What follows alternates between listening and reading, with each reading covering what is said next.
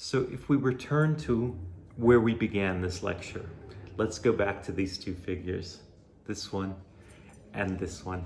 And we'll look at it with Michael Lugering's expressive continuum.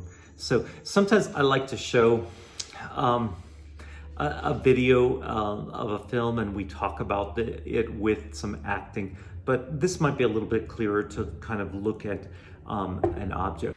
So if we look at this character and this moment of expression, and we look at it with regards to the continuum, maybe we'll say that this is a release, that he is withdrawing, that there is contract.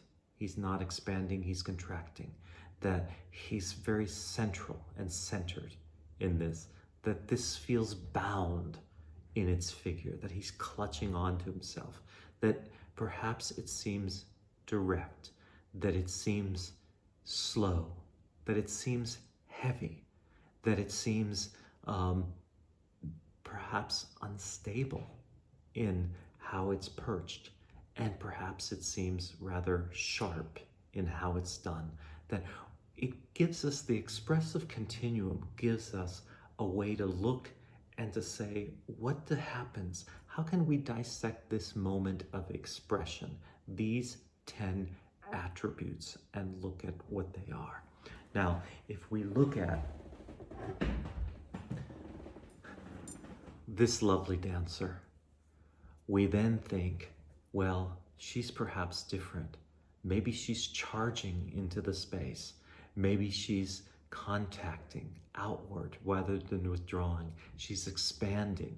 That maybe she too is centered, or maybe she's peripheral. Maybe this is a sense of freedom rather than boundness. That maybe this piece is indirect, that she's just everywhere, with herself. Maybe it's not slow, it's fast. Maybe it's not heavy, but she's light.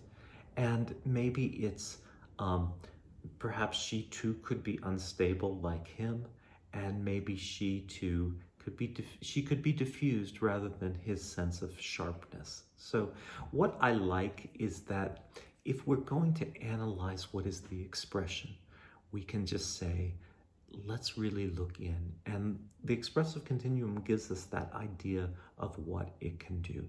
And then sometimes we even see little moments where we say, well, maybe her eyes are shut.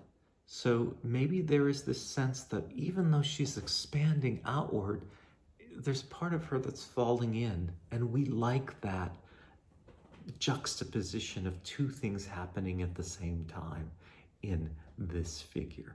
So what's great, I think, about art and expression is our ability to read.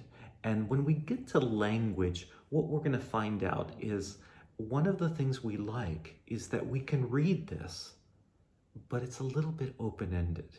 And we like that we can all interpret this perhaps a little different in its language. But I would say there's so many things that we all pick up on immediately and intuitively, and we're hardwired for it because we're expressive. So that's our lecture and our chapter on expression.